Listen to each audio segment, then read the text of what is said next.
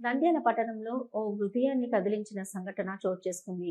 Kovelakuntla Vicky foundation వ్యవస్థాపకులు విక్కీ గోపిరెడ్డి నంద్యాలలో పర్యటిస్తున్న సమయంలో ఆశీర్వాదం అనే ఒక వికలాంగుడు నేల మీద ప్రాకుతూ కష్టపడుతూ వెళ్తున్న దృశ్యం గమనించారు. ఆ దృశ్యం ఆయన హృదయాన్ని తాకింది.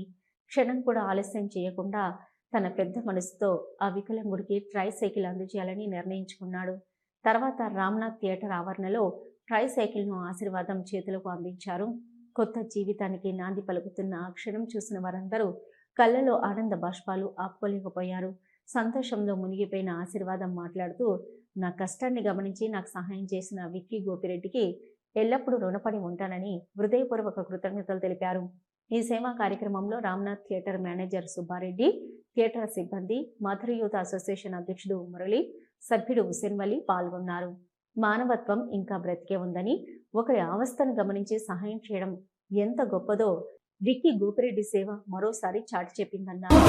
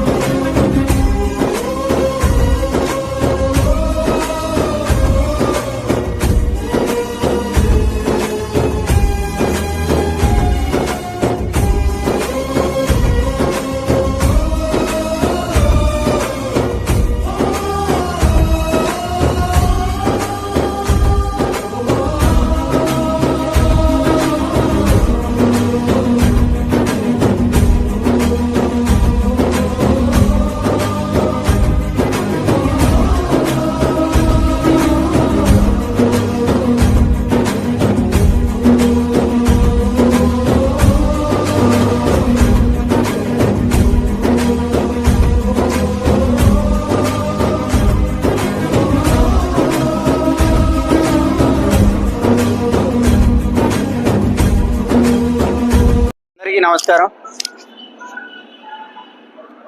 కోయిలగుంట్ల విక్కీ ఫౌండేషన్ తరఫున ఈరోజు ట్రైసైకిల్ ఆశీర్వాదం గారికి ఇవ్వడం జరుగుతుంది. గతంలో ఒక సోషల్ మీడియాలో ఒక వీడియో చూశాను ఆశీర్వాదం గారిది. ఆయన నడుచుకుంటూ వెళ్ళడం ఆయన బాధాకరంగా అనిపించి మేము విక్కీ ఫౌండేషన్ తరఫున ఈరోజు ఈ ట్రైసైకిల్ ఇస్తున్నాం.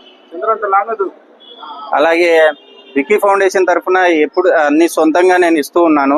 నా జీతంలోంచి సగభాగం దీంట్లో ఖర్చు పెడుతూ ఉంటాను సోషల్ సర్వీస్కు. ఎక్కడే కానీ ఫండ్స్ అనేది కలెక్ట్ చేయట్లేదు. అండ్ ఇంకొకటి వచ్చేసి హుసేన్ వలి గారికి ఈ కార్యక్రమాలకు మాకు ఎంతో సపోర్ట్ చేస్తున్నారు విక్కీ ఫౌండేషన్.